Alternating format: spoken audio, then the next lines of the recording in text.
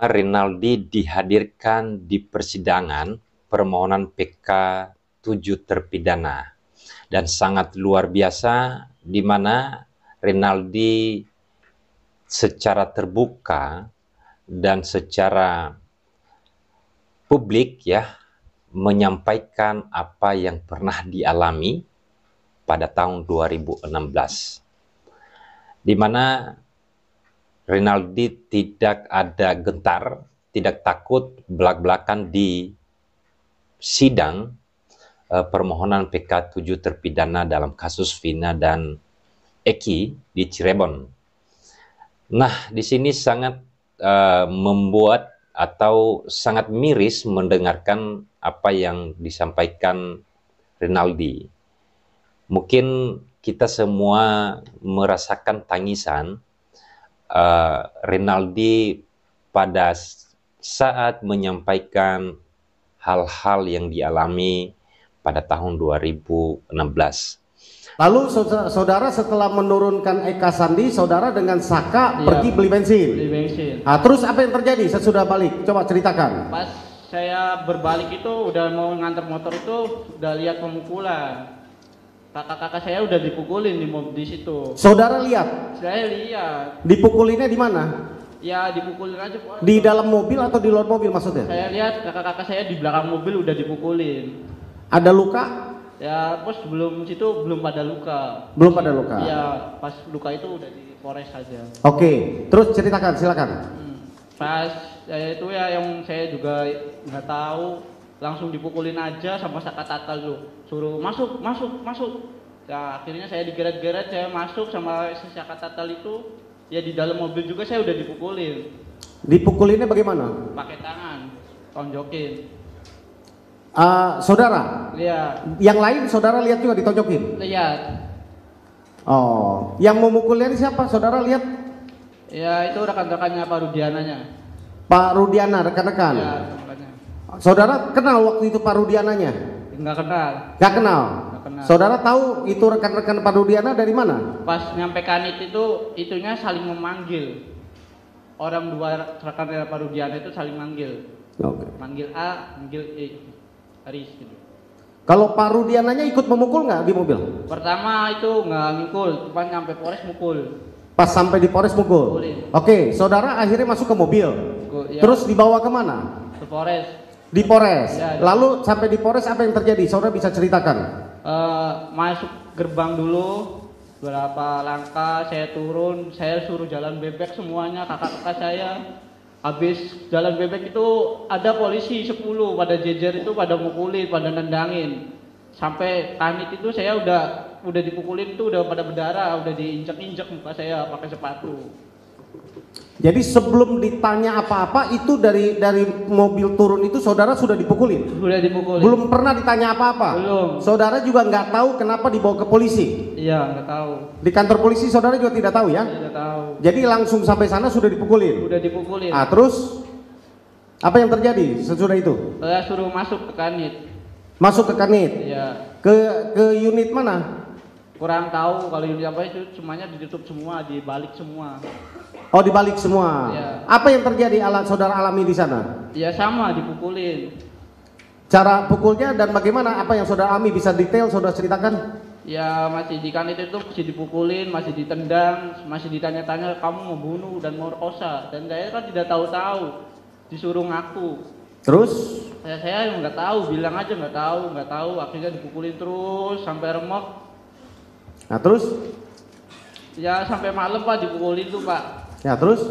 Ya terus sampai nyampe tahanan itu jam 12 malam suruh masuk ke tahanan itu, bukan langsung masuk Pak, langsung dipukulin dulu di depan tahanan. Oke, saudara diberikan berita acara untuk ditandatangan atau apa segala macam? Tidak. Tidak ada? Tidak ada. Saudara pernah diperiksa di depan yang ada yang menanya lalu ada yang mengetik? Nggak ada. Tidak ada? Tidak ada. Nah, terus apa yang saudara alami terus? Ya langsung pemukulan itu Pak, pemukulan terus. Pemukulan terus? Ya. Yang saudara alami? Ya. Selain pemukulan apalagi yang saudara alami? Ya kayak gitulah Pak, dipukulin terus sampai malam, sampai pagi itu dipukul terus Pak, sampai saya akhirnya bebas. Mau bebas aja saya suruh lari, tapi saya nggak lari Pak. Ditembak di depan kanit, saya tembak depan kanit Pak. Di depan kanit? Tembak, ada dengar suara letusan? Enggak, itu pakai peluru karet langsung ke atas itunya, lari. Saya nggak lari Pak, saya berdiri di situ, tapi ditembak 3 kali. Saudara malam itu tidur di sel atau tidur di mana? Tahanan ya, di sel. Di sel? Sel. Sampai paginya? Sampai pagi. Masih dipukulin di situ? Masih dipukulin, mau bebas aja sampai dipukulin. Nah, kenapa saya ingin belum tanya apa yang kenapa saudara dengar apa yang alasan polisi membebaskan saudara? Ya saya dari sore yang bilang saya nggak tahu. Kakak saya sampai pasang badan Pak, sampai kakak saya yang dipukulin. Saya cuma merasa nggak kuat Pak. Sama kayak juga pulang juga nggak bisa Pak. Jalan aja sampai 1 bulan saya. Lapor wajib aja sampai masih dikapret balak-balik Pak. Oke, saya paham ya. Inilah yang Eka Sandi ini yang membela saudara kan? Kalau saya pasang badan Pak.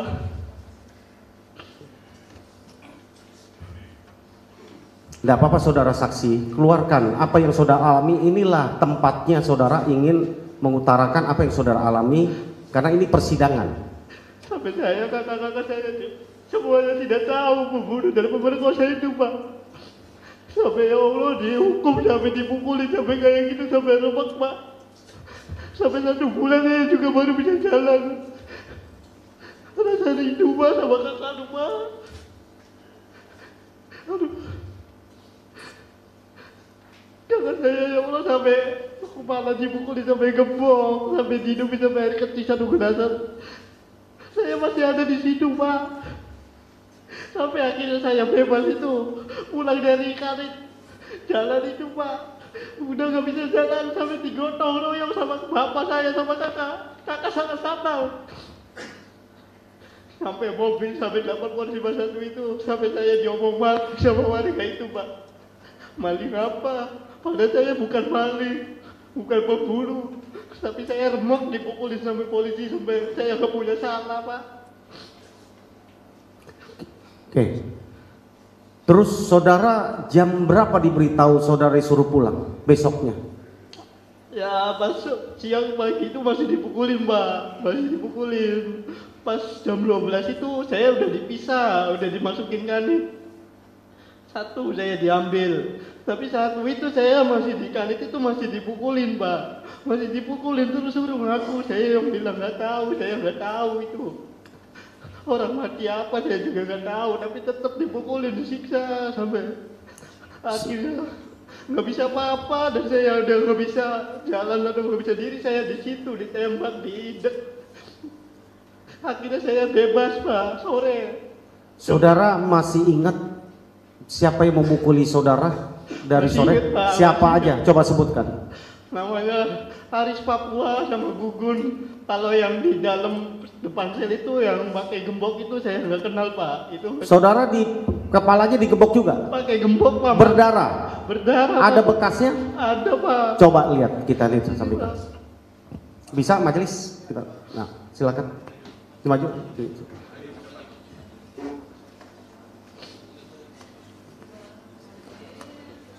Ini Pak.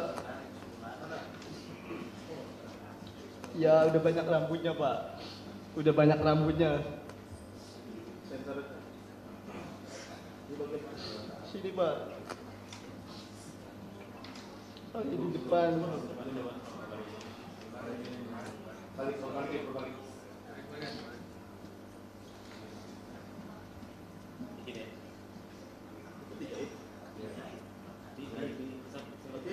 Enggak dijahit, dipakai kopi hitam aja. Enggak dijahit, semuanya dipakai kopi hitam semua. Enggak dijahit.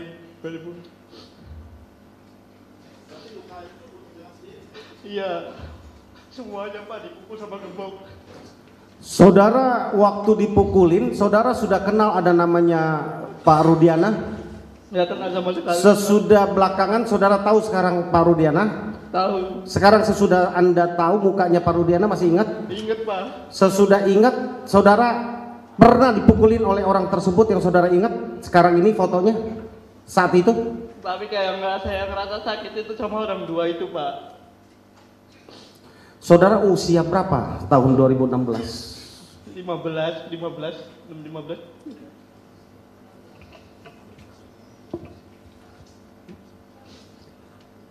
Selain dipukul, apakah sama seperti para terpidana lain? Sama, Pak, dibakar ini rambut tuh, Pak, dibakar, ini dibakar. Apanya dibakar? Kemaluan dibakar, Pak. Bagaimana caranya? Dibakar pakai korek, dikasih balsem. Mata juga dibalsem semuanya, Pak, mata-mata dibalsem. Saudara umur 15 tahun ya? Iya, Pak.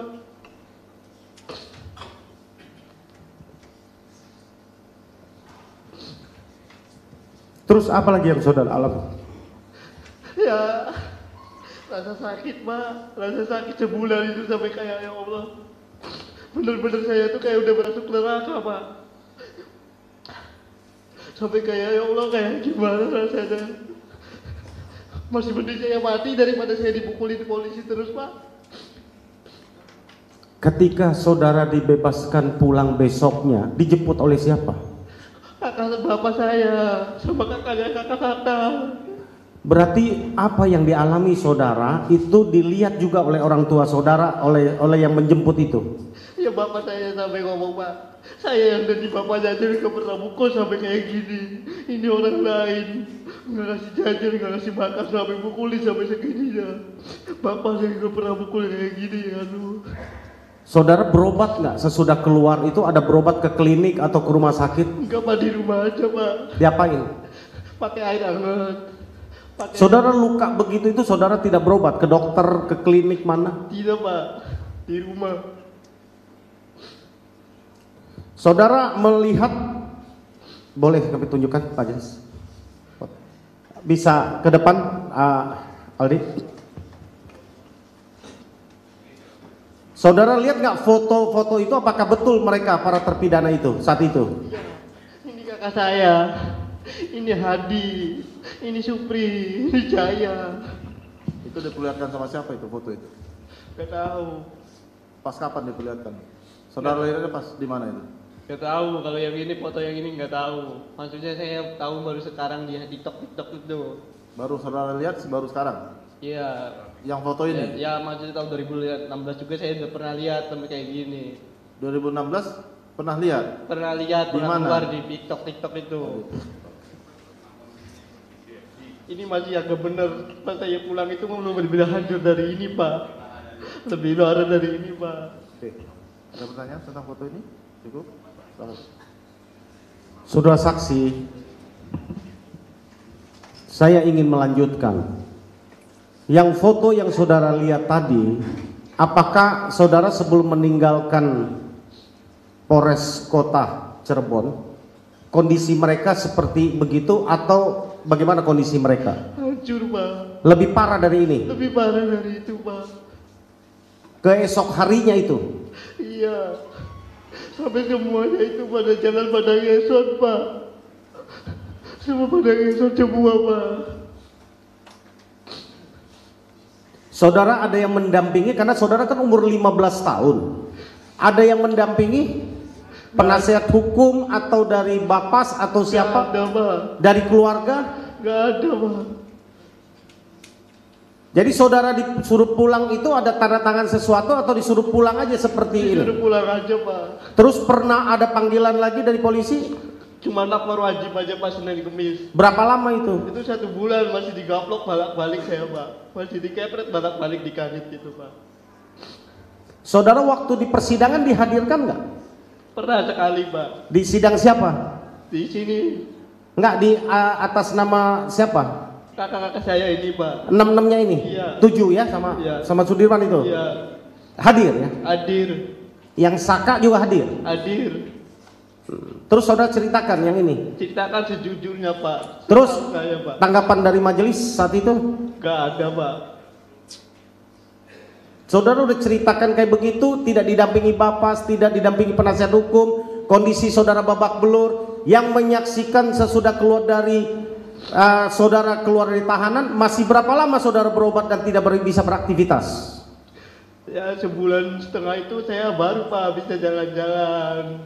Maksudnya baru bisa gerak kemana ke sini. Mau kencing aja saya ditemenin sama bapak saya. Kadang-kadang saya tuh. Rinaldi sebagai saksi di tahun 2016,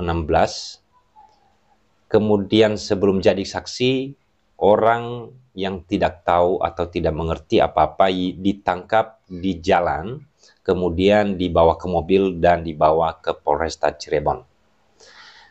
Kemudian di sana mengalami penyiksaan sampai tidak tega mendengarkan apa yang disampaikan oleh Rinaldi, di mana kita lihat tadi penasihat hukum 7 terpidana dalam kasus Vina di persidangan sedih mendengarkan apa yang disampaikan oleh Rinaldi tersebut. Nah, yang menjadi pertanyaannya di sini adalah di waktu itu Rinaldi ini adalah masih anak di bawah umur. Tadi kita dengarkan masih umur 15 tahun. Di tahun 2016, kenapa tidak ada pendampingan dan kemudian kenapa tidak diberitahukan oleh pihak yang melakukan pemeriksaan atas hak-haknya? Yang pertama, tidak didampingin oleh penasihat hukum. Dari Bapas juga tidak ada. Bagaimana bisa ini terjadi, ya? Yang sangat miris di sana yang bisa saya ambil dari keterangannya Rinaldi adalah pertama, baru menjadi saksi sudah mengalami hal-hal yang sebagaimana disampaikan oleh Rinaldi tadi. Yang kedua, waktu itu Rinaldi ini ditahan hampir 1 kali 24 jam. Kan katanya tadi bahwa ditahan di malam hari, kemudian di sore hari besoknya baru dikeluarkan. Ya, pada saat ditahan di kepolisian, kemudian mengalami beberapa hal, dipukul, ditembak dengan peluru karet, kemudian digosok balsem, kemudian dibakar, ya, dibakar rambutnya dan juga dibakar kemaluannya. Nah, ini luar biasa, ya. Ini luar biasa. Dan apakah kemudian ketika kita mendengarkan cerita ini, apakah kita diam aja? Apakah kemudian Komnas HAM masih diam mendengarkan ini? Apakah kemudian pihak Kompolnas sudah begitu saja lewat terkait dengan apa yang dialami oleh Rinaldi sebagai saksi waktu itu? Dan di mana ya apa yang disampaikan tadi Rinaldi di persidangan, bahwa bukan hanya dia yang mengalami itu. Semua terpidana mengalami hal yang sama. Ini sungguh-sungguh luar biasa. Nah, kemudian di sini juga kita mempertanyakan lagi, Kementerian P3A ini kemana? Sementara kejadian itu adalah di tahun 2016. Dan Rinaldi di tahun 2016 menyampaikan sudah pernah memberikan keterangan di persidangan 7 terpidana, dan termasuk Sakat Tatal. Nah, kemudian di permohonan PK Sakat Tatal juga dihadirkan Rinaldi ini dan menyampaikan hal yang sama, menyampaikan dengan jujur. Kemudian terakhir adalah untuk permohonan 7 terpidana juga menyampaikan keterangan dan tidak ada perubahan, menyampaikan secara belak-belakan tanpa ada sedikit tekanan dan menyampaikan dengan sebenar-benarnya. Kita melihat tadi, ya, bahwa dari wajahnya, dari cara ngomongnya Rinaldi ini, tidak sedikit pun saya melihat ada karangan atau cerita. Ini benar-benar yang dialami. Dan berharap hal ini akan diusut tuntas. Kenapa saya menyampaikan ini? Ini keterangan disampaikan di persidangan, di pengadilan. Kemudian di sana Rinaldi sudah menyebutkan nama-nama orang di sana, ya. Kemudian ceritanya diceritakan dari A sampai Z. Nah, ini hal yang perlu kita perhatikan. Ya, menurut saya, ya semoga nanti dengan sudah kita mendengarkan, dengan sudah disampaikan oleh Rinaldi keterangan-keterangan ini, akan mendapatkan perlindungan pastinya, kemudian akan diusut tuntas oleh pihak yang berwenang. Yang menjadi pertanyaan yang terakhir adalah ketika apa yang disampaikan Rinaldi di persidangan tidak benar dan kemudian menyebutkan nama orang di sana, saya merasa bahwa jika itu salah, jika itu keterangan palsu yang disampaikan oleh Rinaldi, maka ada pihak yang keberatan ataupun ada yang melaporkan Rinaldi terhadap keterangan yang tersebut, karena ini disampaikan di persidangan. Kemudian ini juga disampaikan secara publik. Ini dipublikasikan, ini diliput oleh media nasional. Ketika keterangan ini salah, berarti ada orang yang akan keberatan, tidak terima dengan dibawa-bawa namanya, kemudian akan melakukan upaya pastinya jika tidak benar. Tapi jika benar, dan saya percaya itu adalah faktanya, dan ini benar-benar apa yang disampaikan oleh Rinaldi, maka apa yang kita tunggu? Bagaimana pihak yang berwenang bisa bergerak, menuntaskan, biar hal ini tidak terjadi. Nah, yang harus kita ingat, ini kejadiannya adalah di Cirebon. Ini tidak jauh dari provinsi, yaitu tidak jauh dari Bandung. Ini masih di kota besar. Bagaimana kalau hal ini terjadi adalah di pelosok-pelosok, di pulau-pulau, di di daerah-daerah, di pinggir-pinggir. Ini bisa diungkap nggak? Ini bisa terpublikasikan nggak? Bisa nggak kita mendengarkan? Bisa nggak kita mendapatkan informasi terkait tindakan-tindakan seperti ini?